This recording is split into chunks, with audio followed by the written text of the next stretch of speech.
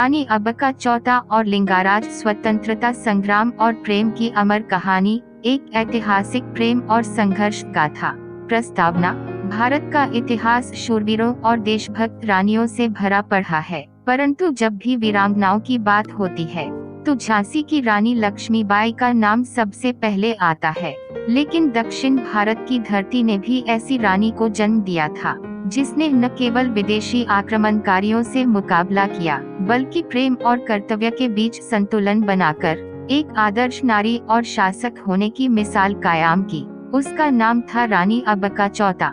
यह कहानी केवल युद्ध की नहीं है, यह एक गाथा है प्रेम की, स्वाभिमान की और राष्ट्रभक्ति की। रानी अब्बका और उनके प्रिय लिंगाराज की यह कहानी इतिहास की परतों में छिपी हुई एक प्रेरणा स्रोत है उन सभी के लिए जो प्रेम और देशभक्ति में संतुलन चाहते हैं। अधूरे सपनों वाला राज्य तुलुनादु। 16वीं शताब्दी का समय था। दक्षिण भारत में एक राज्य था तुलुनादु। यह राज्य आज के कर्नाटक के तटीय क्षेत्र में स्थित था। यह इलाका व्यापार और सांस्कृतिक समृद्धि के लिए प्रसिद्ध था। यहाँ की रानी थी अब्बका चौथा, जिन्हें बचपन से ही युद्ध कला, घुड़सवारी, तीरंदाजी और शासन कला की शिक्षा दी गई थी। अब्बका का पालन पोषण चौथा राजवंश की परंपराओं के अनुसार हुआ था। रानी अब्बका छोटी उम्र से ही तेजस्वी और दूरदर्शी थी। उन्हें पढ़ाई लिखाई के साथ साथ जनता से जुड़ने और उनकी पीड़ा समझने की गहरी समझ थी। वह न केवल एक शासक थी, बल्कि एक मातृत्व भावना से राज्य को संचालित करती थी। लिंगाराज एक वीर योद्धा की भूमिका। लिंगाराज एक वीर और सच्चे सैनिक थे, जो अब्बका की सेना में एक विशेष स्थान रखते थे। उनकी निडरता और ईमानदारी के कारण रानी ने उन्हें कई महत्वपूर्ण युद्धों में भेजा और हर बार वे विजय लौटे। लिंगाराज का हृदय भी उतना ही कोमल था जितना साहसी। उन्होंने रानी के प्रति धीरे धीरे एक सम्मानजनक प्रेम विकसित किया, परंतु उन्होंने कभी भी अपने मन की बात रानी से नहीं कही, क्योंकि वे जानते थे कि अब्बका का जीवन देश सेवा को समर्पित है। रानी अब्बका ने भी लिंगाराज की निष्ठा और शौर्य को पहचाना। वह उन्हें एक भरोसेमंद सलाहकार मानती थी और हर निर्णय में उनका परामर्श लिया करती थी। यह रिश्ता समय के साथ और भी गहरा होता गया। पुर्तगालियों का आगमन और संकट की आहट। भारत में यूरोपीय आक्रमणकारियों की शुरुआत हो चुकी थी। 16वीं शताब्दी के मध्य में पुर्तगाली भारत के पश्चिमी तट पर सक्रिय हो गए थे। वे व्यापार के बहाने कर्नाटक के तटीय क्षेत्र में अपने पैर जमाने लगे। मंगलुरु और उसके आसपास के क्षेत्रों में वे नियंत्रण स्थापित करना चाहते थे, क्योंकि यह समुद्री व्यापार के लिए एक अत्यंत महत्वपूर्ण बंदरगाह था। परंतु अब्बका ने उन्हें अनुमति नहीं दी। उन्होंने स्पष्ट रूप से पुर्तगालियों की संधि प्रस्ताव ठुकरा दी। यह बात पुर्तगालियों को नागवार गुजरी और उन्होंने अब्बका के खिलाफ युद्ध की योजना बना ली। रानी अब्बका को इस खतरे का पूर्वाभास पहले ही हो गया था। उन्होंने राज्य की सीमाओं को मजबूत किया। प्रेम की पहली आहट रानी और लिंगाराज का भावनात्मक मिलन। एक रात युद्ध की तैयारियों के बीच अब्बका अपने महल की छत पर अकेली खड़ी थी। राज्य की सुरक्षा और जनता की चिंता उनके चेहरे पर साफ थी। उसी समय लिंगाराज आए और उन्होंने कहा, रानी जी, युद्ध हम जीतेंगे, पर क्या आप कभी खुद के बारे में सोचती हैं? क्या कभी आपने इस जीवन से कुछ व्यक्तिगत चाहा है? अब्बका थोड़ी देर चुप रहीं, फिर उन्होंने कहा, राजा बनने का सपना मुझे नहीं था, मुझे तो बस अपने लोगों को बचाना है। लिंगाराज बोले, पर क्या मैं पूछ सकता हूँ कि यदि यह युद्ध समाप्त हो जाए तो क्या मैं आपके साथ जीवन साझा कर सकता हूँ? अब्बका ने धीरे से उनकी ओर देखा और पहली बार वे एक रानी नहीं बल्कि एक स्त्री की तरह मुस्कुराई। यह वे क्षण था जब दोनों ने एक अनकहा बंधन साझा किया। महायुद्ध की तैयारी और रणनीति। पुर्तगालियों ने हमला करने की योजना बनाई और अपने जहाजों को तुलुनादु के तट की ओर रवाना कर दिया। यह खबर मिलते ही रानी ने राज्य के सभी किलों को युद्ध की स्थिति में ला दिया। उन्होंने सभी योद्धाओं को बुलाकर कहा, यह युद्ध केवल भूमि का नहीं है, यह हमारी अस्मिता और स्वाभिमान का युद्ध है। यदि हम पीछे हटे तो आने वाली पीढ़ियां गुलाम होंगी। लिंगाराज ने कंधे से कंधा मिलाकर युद्ध की योजना बनाई। उन्होंने समुद्र के रास्तों को अवरुद्ध किया और किले में विशेष जल और खाद्यान्न भंडारण करवाया।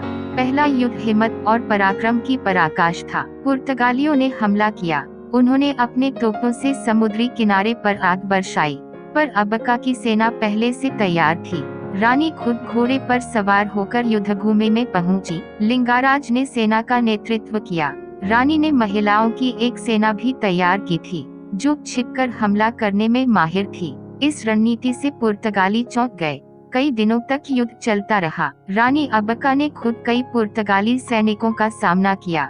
उनकी तलवार बिजली की तरह चलती थी और लिंगाराज की रणनीति से दुश्मन भ्रमित हो जाता था। प्रेम और बलिदान का संगम। एक रात युद्ध के बीच लिंगाराज को एक गुप्त सूचना मिली कि पुर्तगालियों ने उनके एक जासूस को पकड़ लिया है और उन्हें मारने की योजना बना रहे हैं। लिंगाराज ने बिना रानी को बताए उस जासूस को बचाने के लिए निकल पड़े। वे सफल तो हुए, परंतु वापसी में घायल हो गए। जब यह समाचार अब्बका को मिला, वह युद्धभूमि से बाहर आकर स्वयं लिंगाराज के पास पहुंची। उन्होंने अपने हाथों से उनकी मरहम पट्टी की और पहली बार उनका हाथ थामा। रानी का निर्णय विवाह या राष्ट्रधर्म। युद्ध के कुछ सप्ताह बाद राज्य में थोड़ी शांति आई। लोगों ने अब्बका और लिंगाराज के विवाह की चर्चा शुरू कर दी, पर रानी द्वंद्व में थी।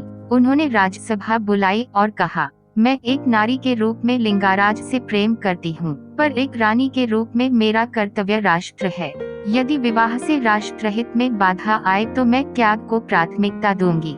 लिंगाराज ने यह सुनकर कहा, रानी जी, आपके प्रेम का सम्मान करता हूँ, पर मैं चाहता हूँ कि आप राष्ट्र को पहले रखें। प्रेम इंतजार कर सकता है। इस उत्तर ने रानी की आंखें नम कर दी और सभा में उपस्थित सभी लोग इस त्याग को देखकर भावुक हो उठे। विश्वासघात और नई चुनौती। युद्ध के कुछ महीने बीत चुके थे। रानी अब्बका ने अपने राज्य में सुधार कार्य शुरू कर दिए थे, परंतु पुर्तगालियों ने हार नहीं मानी थी। उन्होंने अब एक नई योजना बनाई, विश्वासघात के जरिए विजय प्राप्त करने की। राज्य के ही एक दरबारी ने लालच में आकर पुर्तगालियों से गुप्त संधि कर ली। उसने रानी के महल और किले की रक्षा व्यवस्था की जानकारी उन्हें दे दी और एक रात उन्होंने अचानक हमला कर दिया। यह हमला पिछली बार से ज्यादा भयानक था। रानी के सैनिकों को संभलने का समय नहीं मिला। लिंगाराज तुरंत रानी के पास पहुँचे और बोले, अब युद्ध मैदान की नहीं बल्कि रणनीति की जरूरत है। रानी ने तुरंत अपनी महिलाओं की सेना को सक्रिय किया। बच्चों और बुजुर्गों को सुरक्षित स्थानों पर भेजा गया। महल में एक विशेष सुरक्षा प्रणाली सक्रिय की गई। लड़ाई और लिंगाराज का बलिदान। युद्ध कई दिनों तक चला। इस बार पुर्तगालियों ने महल के पास तक पहुंच बना ली थी। लिंगाराज ने मोर्चा संभाल रखा था। रानी ने भी युद्धभूमि में उतरने का निर्णय लिया। एक रात जब पुर्तगाली सैनिक महल की दीवार तोड़ने में सफल हो रहे थे, तभी लिंगाराज ने अपने कुछ सैनिकों के साथ उनके मुख्य तोपखाने पर हमला कर दिया। यह हमला दुश्मनों के लिए भारी पड़ा, लेकिन इस साहसिक युद्ध में लिंगाराज गंभीर रूप से घायल हो गए। उन्हें महल वापस लाया गया। रानी अब्बका उनके पास आई। उनकी आंखों में आंसू थे। लिंगाराज ने कहा, मैं मरते हुए भी गर्व महसूस करता हूँ कि मैं आपकी सेवा में रहा। रानी जी, मेरा प्रेम अमर रहेगा। आपका नाम अमर रहेगा। शहीद की चिता और रानी का प्रण। लिंगाराज का अंतिम संस्कार पूरे राज्य में राजकीय सम्मान से किया गया। पूरा राज्य शोक में डूबा था। रानी ने उस दिन कोई श्रृंगार नहीं किया और संकल्प लिया कि जब तक पुर्तगालियों को परास्त नहीं करूंगी, तब तक मैं सादा वस्त्र ही पहनूंगी। रानी ने उस रात महल की छत पर जाकर आकाश की ओर देखा और कहा, लिंगाराज, तुमने प्रेम और बलिदान दोनों सिखा दिए। अब यह मेरी बारी है। मैं इस युद्ध को अंतिम रूप दूंगी। अंतिम युद्ध जीत की गूंज। अगले कुछ सप्ताहों में रानी ने अपनी सेना को फिर से संगठित किया। उन्होंने पड़ोसी राज्यों से सहयोग लिया, नवीन रणनीति बनाई और समुद्र के रास्ते को पुर्तगालियों के लिए बंद कर दिया। इस बार रानी ने एक छापामार युद्ध शैली अपनाई। पुर्तगालियों को अंदाजा भी नहीं था कि अब्बका की योजना कितनी शक्तिशाली है। उनके जहाज डुबाए गए, गोदामों को जलाया गया और सैनिकों को बंदी बना लिया गया। अंततः पुर्तगाली सेनाओं को भागना पड़ा। रानी अब्बका ने न केवल उन्हें हराया, बल्कि एक स्पष्ट संदेश भी दिया कि भारतवर्ष की नारी केवल रक्षक नहीं होती, वह यम का रूप भी धारण कर सकती है। प्रेम का स्मारक और शिक्षा। रानी अब्बका ने लिंगाराज की याद में राज्य के एक कोने में एक स्मारक बनवाया। जहां प्रेम और बलिदान की प्रतिमा स्थापित की गई। इस स्थान पर हर वर्ष विशेष पूजा और संगोष्ठियां होती थीं। उन्होंने राज्य के युवाओं को युद्ध और रणनीति की शिक्षा देना शुरू किया और लड़कियों को भी युद्ध विद्या सिखाने की परंपरा प्रारंभ की। यह पहल भारत के इतिहास में पहली बार हुई जब एक रानी ने महिलाओं को सेना में सम्मिलित किया। उन्होंने कहा, लिंगाराज का प्रेम मुझे कभी रोकेगा नहीं, बल्कि प्रेरणा देगा कि मैं राष्ट्र सेवा करती रहूं, और जब तक मेरा राज्य स्वतंत्र है मैं लिंगाराज को अपने हृदय में जीवित रखूंगी। आधुनिक भारत में रानी अब्बका की विरासत। आज भी दक्षिण भारत के तुलुनाडु क्षेत्र में रानी अब्बका को बड़ी श्रद्धा से याद किया जाता है। उनके नाम पर संग्रहालय, स्कूल, सड़कें और सांस्कृतिक कार्यक्रम आयोजित किए जाते हैं। भारत सरकार ने उनके बलिदान और नेतृत्व को सम्मानित करने के लिए डाक टिकट जारी किया और कई पुरस्कार उनके नाम पर बनाए। लेकिन सबसे बड़ी श्रद्धांजलि यह है कि आज की युवा पीढ़ी रानी अब्बका को एक प्रेरणा के रूप में देखती है, जिन्होंने प्रेम को त्याग कर राष्ट्र को अपनाया। शिक्षा और प्रेरणा कहानी से क्या सीखें? इस गाथा से हमें कई महत्वपूर्ण शिक्षाएं मिलती हैं। पहली यह कि प्रेम और कर्तव्य में जब टकराव होता है तो सही रास्ता चुनना ही सच्चा प्रेम होता है। दूसरी यह कि एक नारी यदि चाहे तो वे न केवल एक प्रेमिका या रानी हो सकती है, बल्कि वह एक राष्ट्र की जनी, एक योद्धा और एक आदर्श नेता बन सकती है।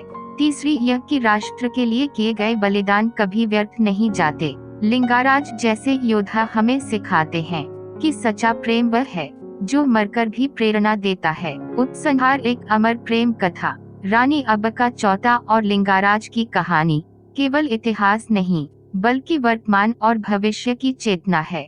इसने दिखाया कि कैसे संघर्ष, प्रेम और बलिदान एक साथ चल सकते हैं। इस कहानी को जितनी बार सुनेंगे, हर बार दिल गर्व से भर जाएगा कि भारत की मिट्टी में ऐसे वीर पैदा हुए जिन्होंने जीवन को नहीं बल्कि देश को प्राथमिकता दी। आज जब हम स्वतंत्र हैं, तो यह स्वतंत्रता रानी अब्बका जैसी वीरांगनाओं की देन है, जिन्होंने प्रेम के भीतर भी राष्ट्र प्रेम की लौ जलाए रखी।